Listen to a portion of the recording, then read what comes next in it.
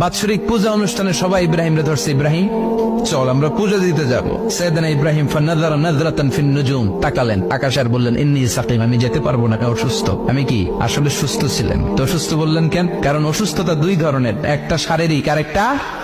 সাইয়েদনা ইব্রাহিম মানসিক ভাবে প্রচন্ড বিপর্যস্ত ছিলেন, অসুস্থ ছিলেন। এর কারণ গোটা উম্মত মূর্তির পূজা করে। এই দৃশ্য দেখে কোন নবী মানসিক ভাবে সুস্থ থাকতে পারে?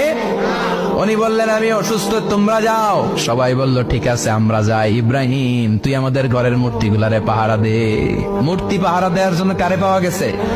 সাইয়েদনা ইব্রাহিম কয় ঠিক আছে আজকে পাহারা দি, মুজাম্মের পাহারা, যা তোরা দিতাছি, পাহারা দিতেছি যা। এইবার সাইয়েদনা ইব্রাহিম মূর্তির ঘরে ঢুকলেন। দেখেন কি সুন্দর কথোপকথন আল্লাহ তুলে ধরলেন। আল্লাহু আকবার। মূর্তির ঘরে, দেবীর ঘরে ঢুকে উনি ঘুরে ঘুরে তাকায়, দেখে একটা এমনি হাত আর একটা ব্যাগ করে 14-15টা হাত নিয়ে তাকায় আছে। উনি সবগুলোর সামনে এভাবে তাকায় আছে, দেখে এক একটা এক এক চেহারা।